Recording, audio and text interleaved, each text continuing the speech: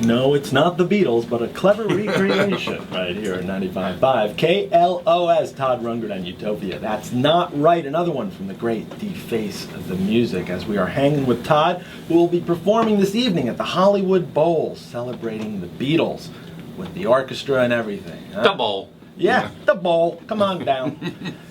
Todd, how does it feel to be played every Friday afternoon on every classic rock station in America with Bang the Drum?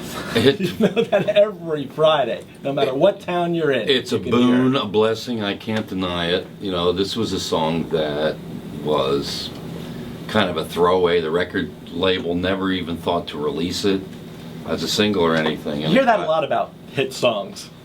You know? I know, I'm not about the hits. But no. I mean that the record companies didn't. I'm about the integrity, and that's why I wrote Bang the Drum. That's right, Sirius.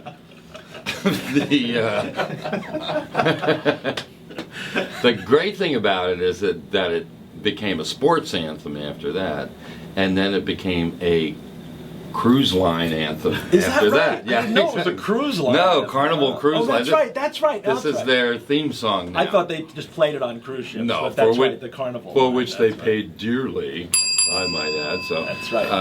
So this kind of throwaway song. People sometimes think that you design these things and they're You didn't write that for 5 o'clock on Friday? No, it was a fortunate accident. It was a song that I actually dreamed. Every once in a while, I will dream a song. Oh, just like Paul. And have to remember it until I get in the studio, which is the hard part.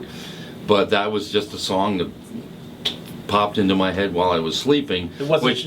It wasn't called Scrambled Eggs when you were. Scrambled Eggs. Yeah, and I think in that sense, otherwise I wouldn't believe in God. But there you go. Every once in a while, I get one of these songs implanted in my head, and I don't know where the hell it comes from.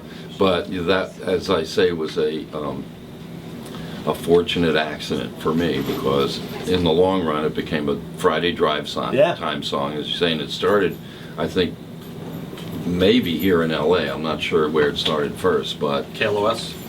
Right here. Oh, right here right at KLOS. Here. I'm sorry. Here, yes. I'm sorry to be equivocal about it. This place that you said now looked we're like certain. a prison. Right here at KLOS, Bang the Drum became the international hit that it is now. There you go. International feel. Yeah. Didn't you hear they were playing it every time someone scored a goal at the World Cup? I couldn't hear. Those horns were making too much noise. So, Todd, you're one of the great producers of all time. I'm 50 years old, okay? So for rock guys like myself and Gary Moore over there, you young pipsqueak. Yeah, not only were you one of our favorite artists, but you were one of the great producers. Let me just tell everybody real quick, the first New York Dolls album, Badfinger Straight Up, We're an American Band, Shine On by Grand Funk, Hall & Oates, War Babies, Bat Out of Hell by Meatloaf, Patti Smith, Wave, The Tubes, Remote Control, XTC, Skylarking, Cheap Trick, Psychedelic Furs, Forever Now, some of my favorite albums of all time. Which brings me to the Beatles producer.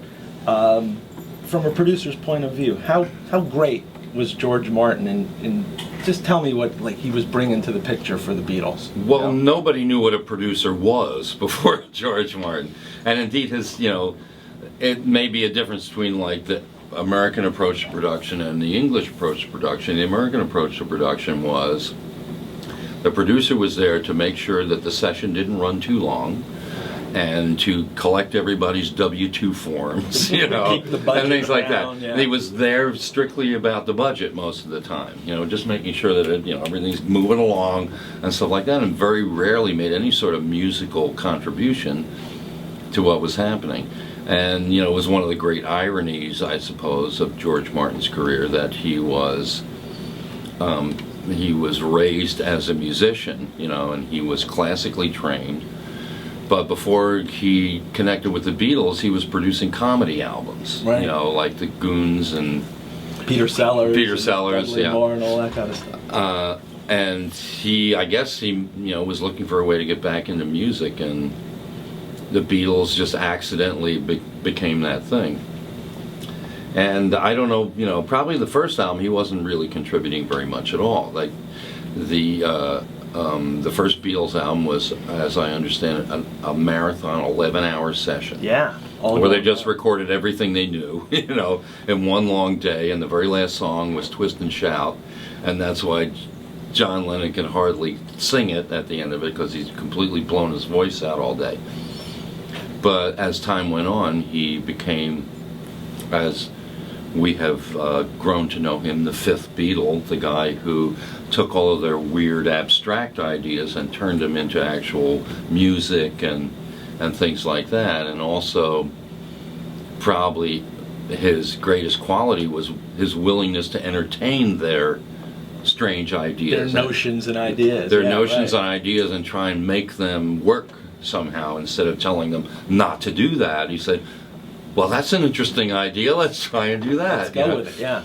And additionally, his literal musical contributions to the songs, the piano part on, what was the song?